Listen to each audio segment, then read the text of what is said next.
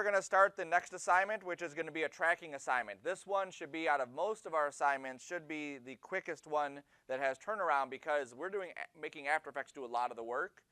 Everything else is just kind of like this new concept of tracking, and then we're implementing our stuff into it. So once this tracking is done, then we have a little bit of work.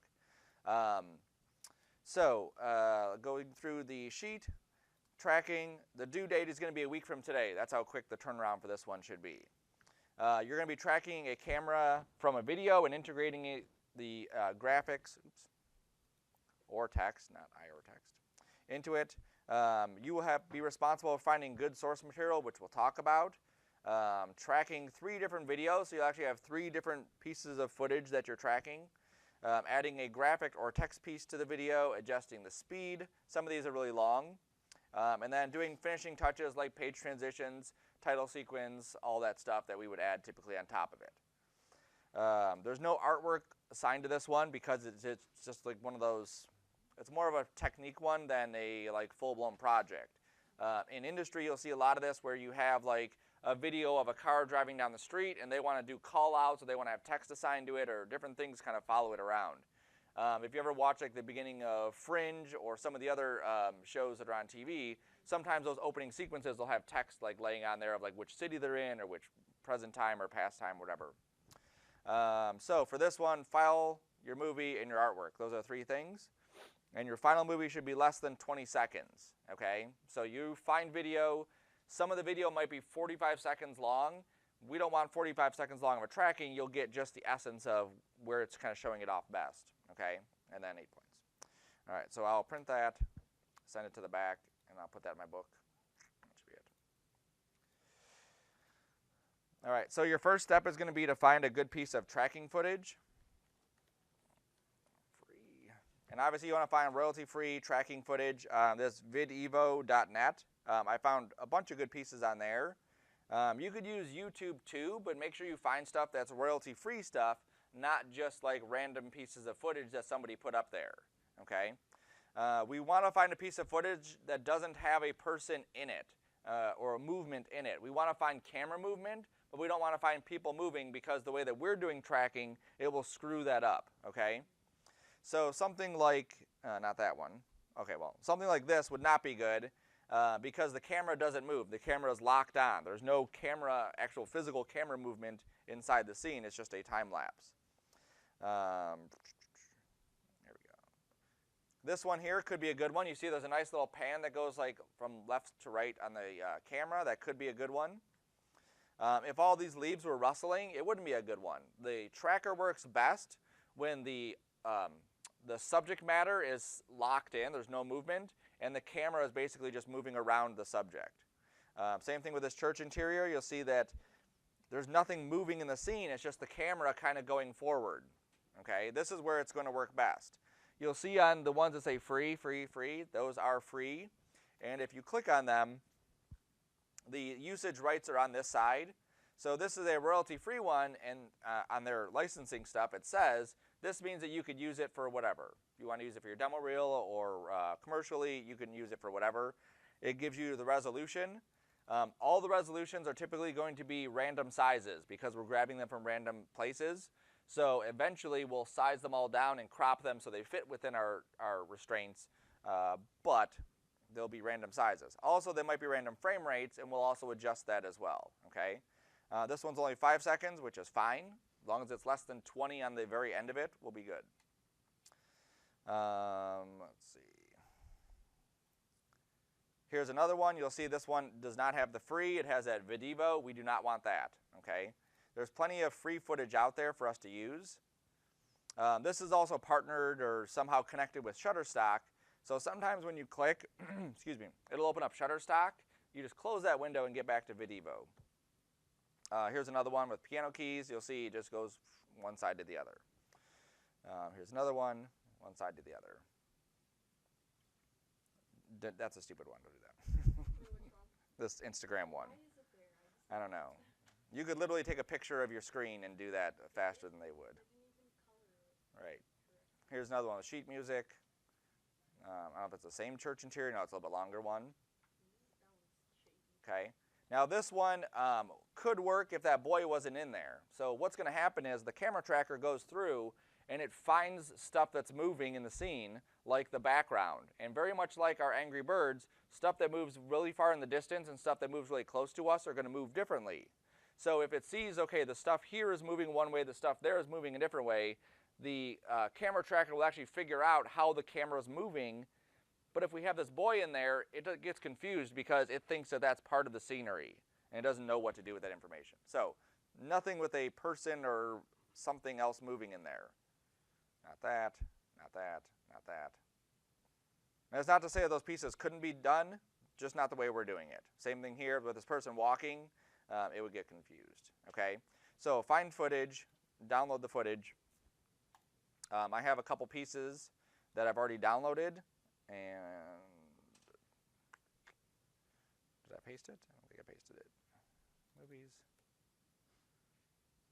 Oops. Yeah, that's right. There we go. Well, you can subscribe to Shutterstock too. So I copied my template folder, renamed it so everything's organized. I'm just going to go into my blank folder here and start importing one of these pieces of footage.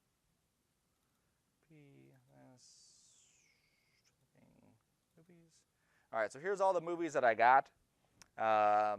Ignore this one here. That was just messing around. So let's say this one I'll grab. And I'm just going to drag this onto a new composition. Now the settings for this are 1280 by 720 at 25 frames per second. When I drag this to a new comp, it automatically makes the composition the exact length, 1280 by 720, and the exact frames per second. Afterwards, I will shrink everything down. I want to do all of my stuff here as raw as I can get it, so I don't want to screw with any of this. If I have 1,000 frames, I'm going to track 1,000 frames because that's going to give me a better solve on this, okay?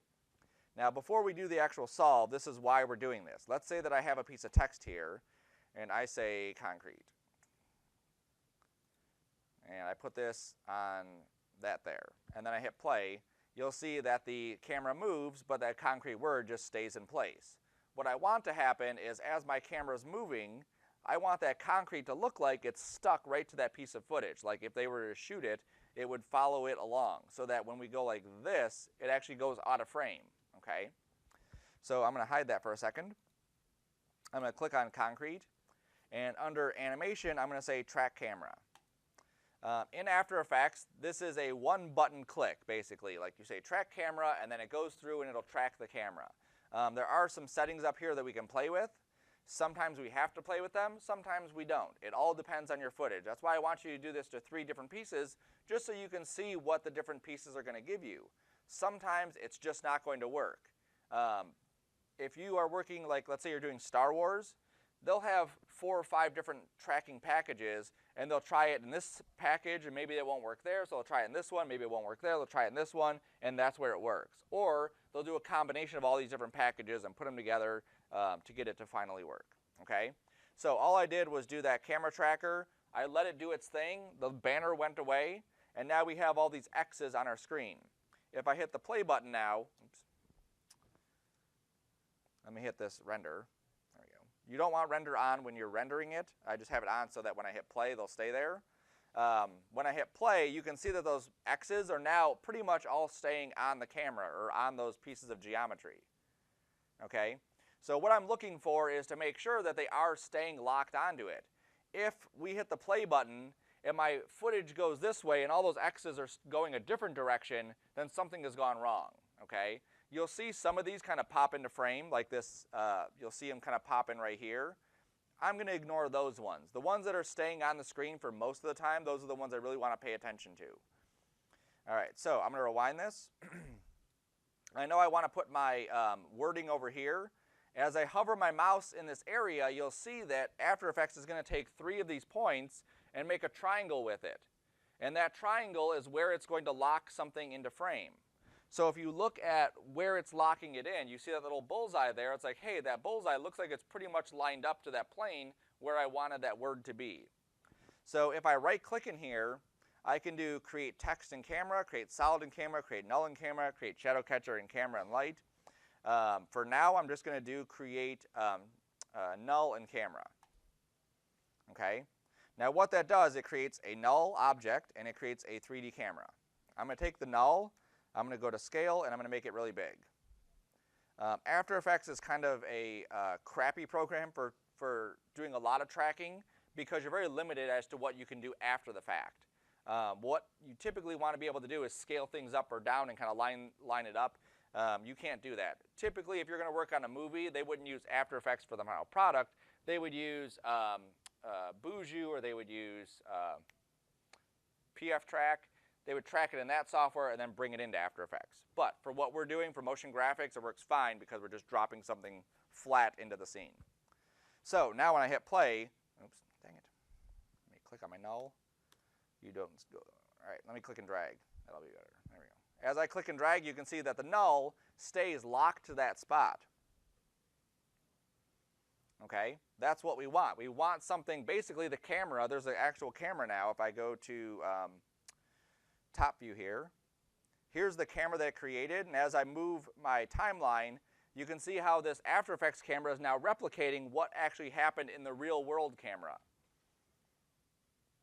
Okay, and so what I should be able to do is if I take an item and I position it exactly where that null is, it should look like that item is locked to that wall there.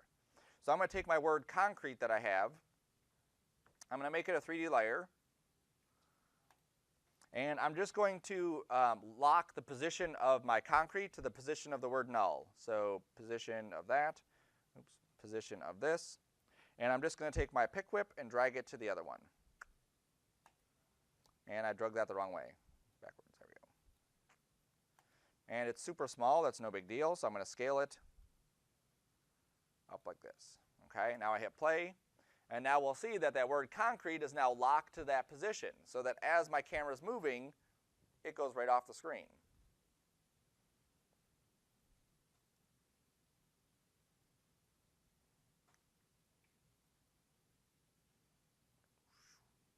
Okay, now this is where we would want to do some editing. Obviously the tracking part of this part is right at the beginning. Nothing is right here, so I don't need to have something over there. When I do my final edit, I'll chop the video at this point and just use the front of this where the actual footage is tracked. Okay.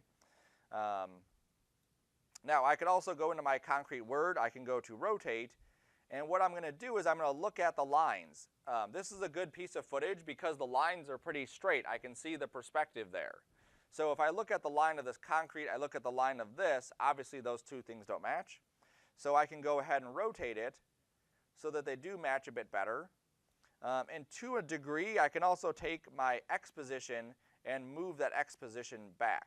Now if I do it here, it's not going to work because it's locked, oops, it's locked to that null. But if I alt-click off of this, and I just were to copy the position from the null and paste it to concrete, it doesn't connect them permanently.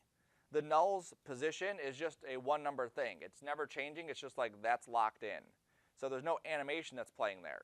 The animation's all coming from the camera. So now I can take this position and scoot it back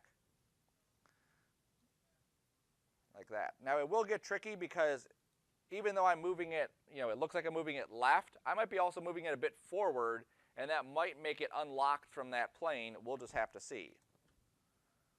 Nope, I think that works pretty good. Concrete. Okay. Or I can change the word.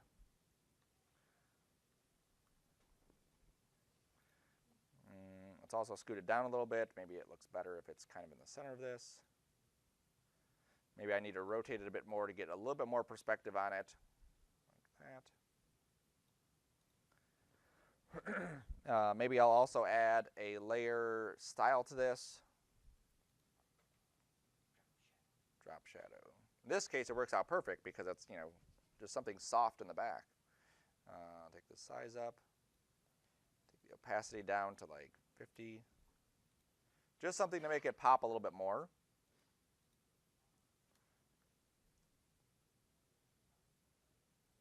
Cool.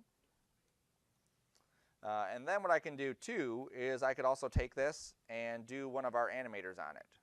So I could, let's say, scale. I'll set the initial scale to 0. Set the start point here, go up to, let's say, 2 seconds, set the end point. Right, and all this stuff works together. Once I have that thing locked into there and I make sure that it works and moves nicely, I can do whatever I want to it.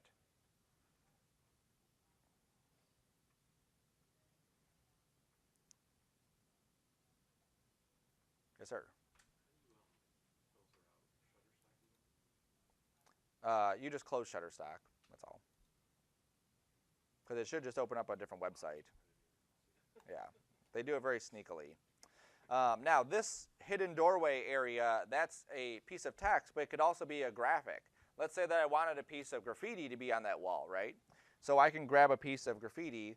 I'm going to just import, and I'm going to jump to my Angry Bird. I'm going to jump to my output. Not my output, my artwork. And where's my sad bird? There he is. And I'm just going to merge all my layers. I'm not animating this. I just want it just like a flattened out bird. There he is, super sad.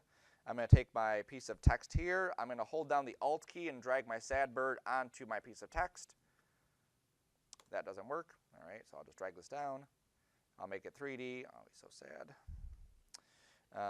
We will copy positions, paste the positions. Again, change our scales.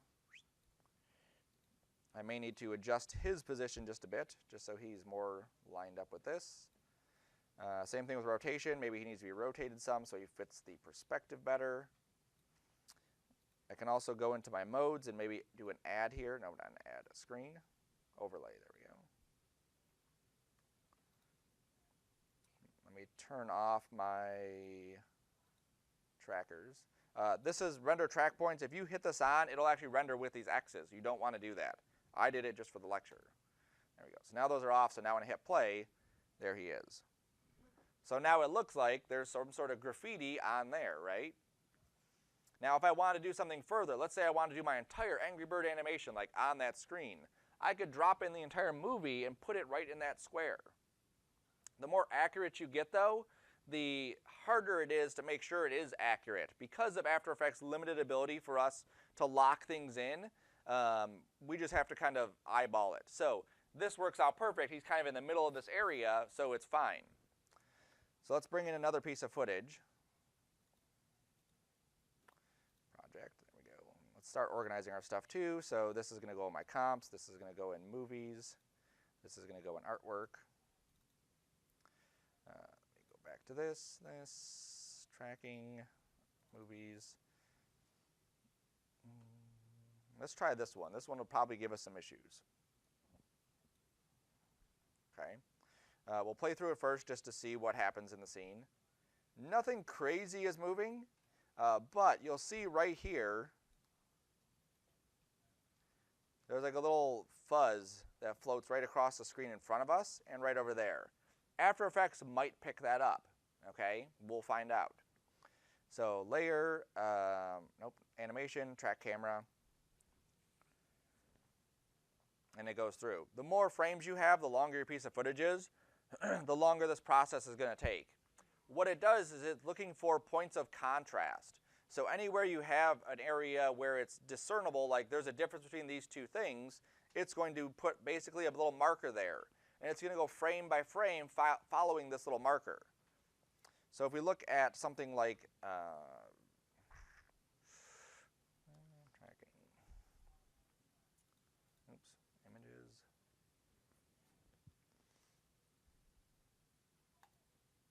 No, not that one.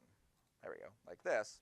This is what it's doing. It finds a piece of contrast right here where the light part of the wall hits the dark part of the wall, and it puts a marker. And what it does, it goes to the next frame and follows that marker. Like, where did it go? Then it goes to the next frame and follows it. Goes to the next frame and follows it. And it does it all over the entire screen. So anywhere there's a point of contrast, it's following it. And then what it does, it takes all these points of contrast, and then it figures out how they're all moving together. That's why if you have people in there, it could screw it up because it thinks that that person is maybe in the background or foreground, and it doesn't know what to do. So this is 250 of 250. Okay. It just did all the trackers. Now it's solving. So once it has all the points of where these things are moving, Then it goes through and says, okay, now how is the actual camera moving based on all these points? Sometimes you'll get an error that says cannot solve or failed solve or solve failed or whatever. You have to change your settings. I'll show you the settings once this is done calculating. There it goes. So we'll see if this works first. So if I make this a little bit bigger, and I click and drag, let me fit this. All right, it looks like for the most part that it worked. Like I see a lot of things where they are definitely staying locked in. Like I'm looking at this point right here, and that point is staying locked in right there. As my camera moves, it's not moving away from that leaf. As I move this around, you can see how this is pretty much following the contours of the area. If there's one, let me see if there's any that are going to go crazy. Sometimes you'll find a triangle that just goes crazy, like it's connecting points in there that really don't connect at all. Yeah. Let's go, I don't know. I guess we're not finding any, so let's go here. I'm going to right click. We'll do another create null and camera. And it's always best to create a null and not just like straight out text. That way I have this thing that I could basically parent whatever I want to it. Just connect anything. Let's go here. Leaves about right. This is much more important to make sure that I have that layer style on here because I really can't see that very well. So let's do a drop shadow on this. Much better. Let's make this 3D. Let's copy the position here, position there, and then scale it up.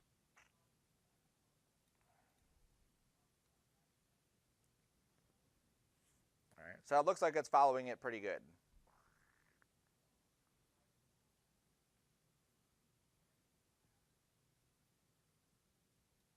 All right, so now let's try to find another spot. I'm going to go where we have those things kind of floating into the screen like this. Click back on my piece of footage, click back on the camera tracker, and I'm trying to find another one. I know the other piece of footage doesn't have it. I was just curious how this one would track. Doesn't seem to be having too much of an issue. Well, all these seem pretty good. Surprise, surprise. Let's go back to there, back to there. Let's grab this one. I know I had some issue with that one.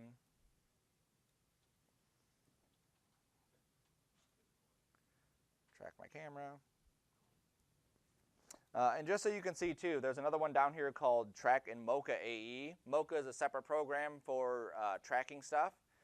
This is doing what's called a camera track, so the output is an actual like camera that moves around, and we can put stuff basically wherever we want in our scene and it'll still move. When you track with Mocha, what it does is it tracks actual pieces of patches. So if I wanted to replace, let's say, the O, I didn't care about everything else in the scene, I just wanted to replace the O, I could basically track just that key, and it'll basically create a card that's locked to the O. So no matter where the O moves, that's what it's concerned about. If the O were to like deform and flip-flop and whatever else, it would follow that too. If I had a person and they had their hand up like this, I could track each one of their fingers and make something move around with their fingers. That way, that's how you could track like a person's movement. There's also a track motion, which is like individual trackers. If I had something like a point here and a point there and I wanted to track those 2 points, I could use that track motion for that as well. Mocha comes with After Effects. In Mocha 2019, it's more embedded than it is in 2018. I'd recommend if you do want to get into motion graphics, you know all of these trackers, because the more you know about them, the more tools you'll have at your belt, so that when you get these instances where it doesn't work out perfectly, you have something else to rely on. It's not just like, well, the one didn't work, so I guess I can't do this. And in some instances, it is literally going frame by frame and locking it in to get the camera to move exactly how you want it to move. All right, so this one is taking obviously a bit longer. A couple things that we can look at is under this advanced, there's a solve method which is auto detect. Basically, this allows you to pick what kind of camera move you have. Do you have a camera that's moving left and right? Is the camera moving in and out, or is it like tumbling or moving around? You can pick from this list basically what kind of camera move you have. After Effects does a pretty good job of automatically detecting it. So I've never had an instance where I absolutely needed to specify one of these. Sometimes doing that, like in this case, it is a flat scene. It didn't work when I tried it, but the auto detect seemed to work, so I used that. The other thing that we may have to do is high detailed or a detailed analysis, which means that it's going to do like the thing that it just did was a base level like solve. This one's a higher level of scrutiny as to how it's figuring out how the camera's supposed to move. Okay, so let's see what this one's going to do. So I'm going to go to my camera tracker. You'll see in this case that the bullseyes are a lot bigger. Again, because of the piece of footage and how it's finding that parallax, sometimes the bullseyes are going to be big, sometimes they're going to be smaller. So these ones look like they're pretty good. I'm going to go to the end here. This is where I had the issue. And I'm going to add a, in this case, I'll do the text just so you can see what that looks like. Here's my text. I have to scale it down because it's huge. Too much. Come on, there we go.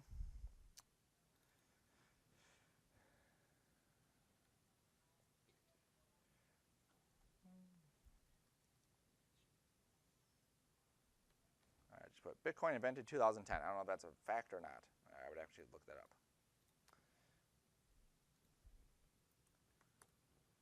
And that is a lot of spacing between those two. Let's put this back to auto. Let's capitalize the I. Let's also take this and add our layer effect. And keep in mind, when I do the lecture stuff, I'm not doing these to the absolute degree that I would finish it off at. I'm just doing this so that we get an idea of what you should be adding to your stuff. I think it still needs to be a little bit more. Good enough for now. Okay, so let me close this. Let's rewind and hit play. So what I'm doing is I want to watch this and verify that it doesn't move.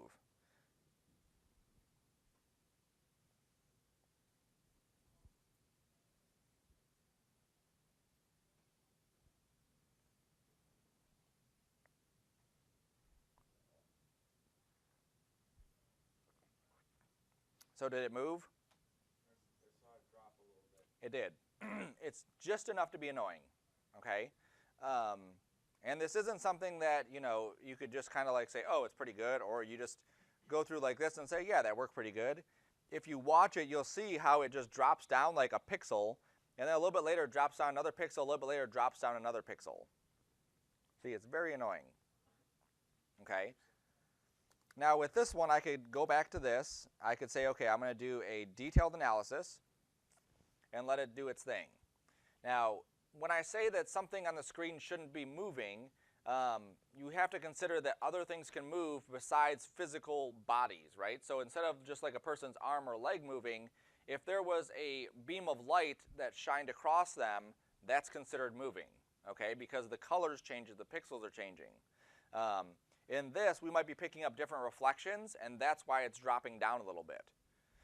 In this case, it might be better to do something like a Mocha track, and I would actually just abandon it for this assignment. I would abandon it or go to YouTube, look up how to do Mocha, and then you could go from there. The other thing we can play with is the tracking point size and the target size. So the way that each of these work is when it's looking at one of these pieces here, it's looking at this point of contrast. It basically puts like a little marker there. Imagine you had like a selection in Photoshop and you said, I want to select these pixels, there's 10 of them let's say, and then I want to go to the next frame and find out where those 10 pixels move to. Instead of looking at the entire screen, what it does is there's a target, this is what I want to look for, and then there's a search box. And it says only look within this search box for those next pixels. So let's pretend here that we're searching for this stripe, okay? So I search for that stripe right there. I go to the next frame.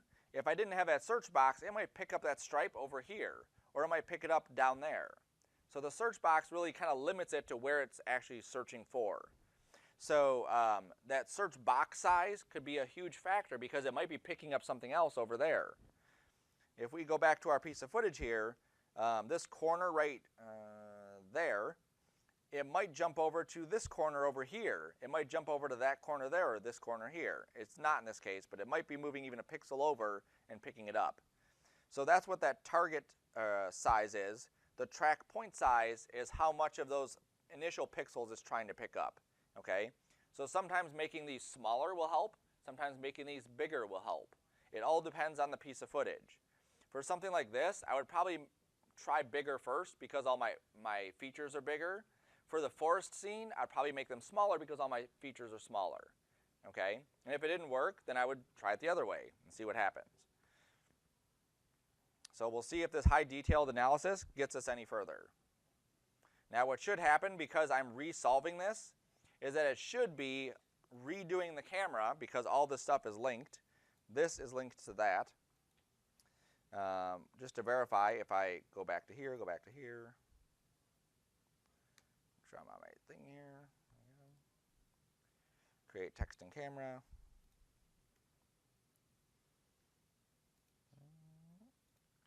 Let's get rid of this. I'm going to copy these keyframes, paste them there. Oops. Copy these keyframes, paste that there. There we go. All right, so now let's see, does it still move? And yes, it definitely is moving, and it's actually moving a bit more than it was a second ago. Or is it also on an angle? It is on an angle. Well, it's straight, where the other footage is on an angle. So you can definitely see that it's moving up and down a little bit, especially right at the beginning. So that's where I would then go into the tracking point size and the target size and start playing with those two numbers. Literally, like, let's say make this 50%, do a track again, see how it works. Do this one to them 50%, see how that works. Make it higher, 150, 150, see how those work, okay? And for this assignment, if all else fails, switch to a different one, grab another piece, because it should be, the idea here is that you can do this kind of stuff, like just like that, okay? All right, so then your final piece, all this comes together, you'll import your title sequence, you'll take your compositions that you have, boom, boom, boom. I'm dragging them into a new comp, yes, single composition, I don't care about any of that stuff, I'm not gonna sequence these yet. And then I'm going to change this final comp size to fit my footage that we had before, 960 by 540, 30 frames a second. I don't care about this duration yet. I didn't import my title card, but imagine my title card is there as well. I'd update that information. I'd resize all these so they fit. You'll see that they may not fit perfectly. This one, if I size it to 75, I believe it'll fit perfect, yes. This one, let's see, oops, 50. And this one, probably 50 as well. Nope. 50 is as close as I'm getting. You'll see there's a little bit of overhang on those. That's not a big deal. I'm going to look at each piece of footage. Here's my concrete one. I don't need anything after the bird goes off the screen. Okay, so I'm just going to cut that one. I'll hide it, turn the next one on. Here's forest. That's good there. Maybe I don't need this one to be 10 seconds long. So I'm going to turn on my stretching, which is this thing here. And I'm just going to stretch the comp to 50%. So now it's going to go twice as fast.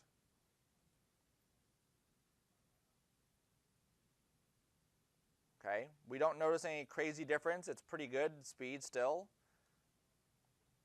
If I set this to 10%, that would be way too quick. Okay, not enough tracking time. So I think 50 is probably a good amount of time. It's nature, it should be nice and soft. There we go, good. And let's turn that off, turn this one on. We'll pretend that this one worked. I'll set this one to 25%. Let's see how fast it moves. Good. Looks like it's rotating. It might look like it's rotating too, doesn't it? So this one I wouldn't use. I would grab a different piece of footage. So once I have all three of these, I put my title sequence. I have a transition. It goes to the next one.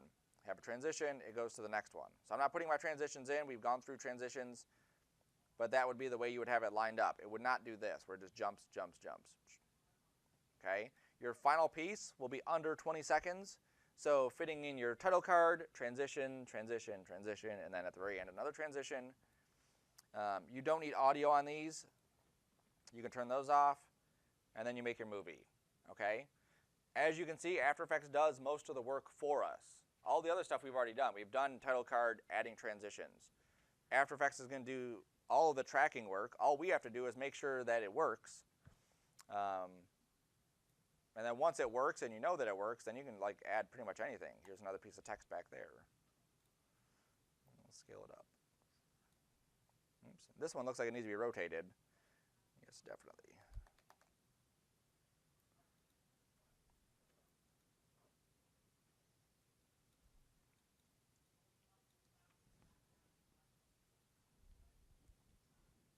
Move so nice. You don't. Until now. Okay, so do a mix of graphics and text. So don't use text for all of them. You can use text for 2 and graphic for 1, graphic for 2 and text for 1. I just want to see that you can do both.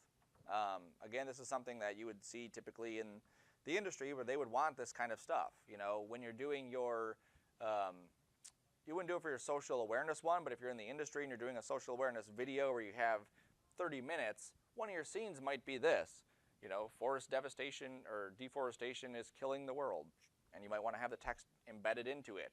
So it's not just like text on the screen that just stays there. It's actually inside the scene. Cool? Questions on this one? Yes, sir. What do we type in to find these tracking videos on videvo.net?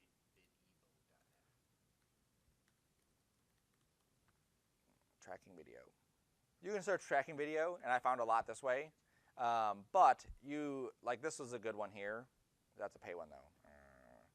Here you go, here's a free one. So you can type in tracking video, or you can just type in different things like forest, right? Typically if you looked up forest or you looked up city, you may have to look through several areas, but you'll find them. There's also an only free clips section.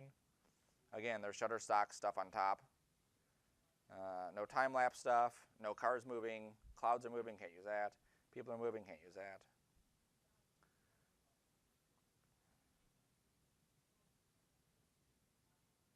I don't think it does anything, it's just a picture. Birds. Here's one of skyscrapers. So out of that whole page, we found one that we could use here. Those reflections might cause issue just because as our camera moves, we're picking up different reflections. It's worth a shot though. Here's another one that could work.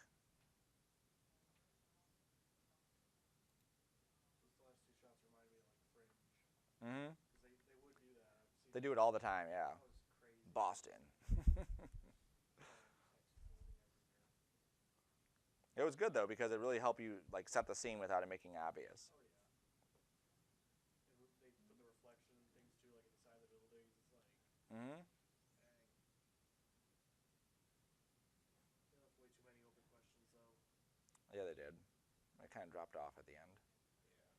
Yeah. For some of these too, like even the, where's my Angry Bird one, like this, there wouldn't be a reflection on here, but I could duplicate that layer, flip it upside down, change the opacity on it, put a mask on it so it did look like a reflection or did look like a shadow on the ground. Let's just say I dropped him down to here. I'm gonna make sure he still stays on the ground. Looks like it's pretty good. And I'm gonna duplicate him. I'm gonna rotate him after I put his pivot straight here.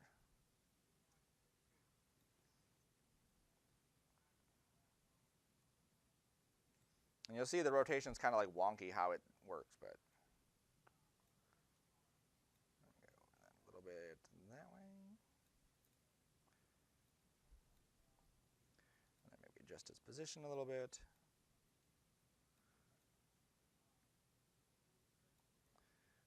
And then maybe just add, let's say, a blur to this.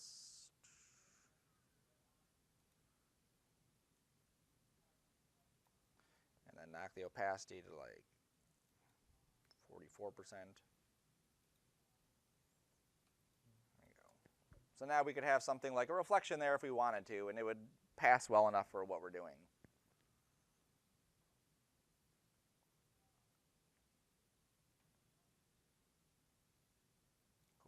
Now this, just for future awareness, this could take it into 3D. If you were a 3D person, this kind of thing could be used. Let's say I want to have a car sitting in a garage. I could use this piece of footage, remove that block where the Angry Bird is sitting, and make it look like a garage. I could put a 3D scene inside there and have my car just sitting in this garage, and even have it pull out and drive down the road. That's where After Effects loses it, because After Effects doesn't have actual 3D tracking. It has After Effects tracking, but doesn't have actual 3D tracking that we could then take into another software. You would use something higher end for that. And again, if you're interested in other areas, there's a bunch of other tracking softwares like Buju and, oops, right there, QuickBooks.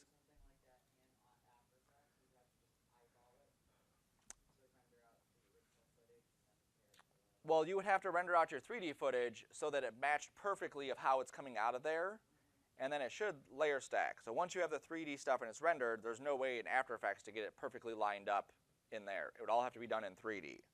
And I would actually take the 3D footage, or I would take the footage tracked into my 3D software, and all those points that we would see, those are inside 3D, and I would actually rebuild the entire scene in 3D. And then I would be able to say, okay, here's where the garage is, that's where the car is going to drive out. And then I'm basically just putting those two things together inside of After Effects.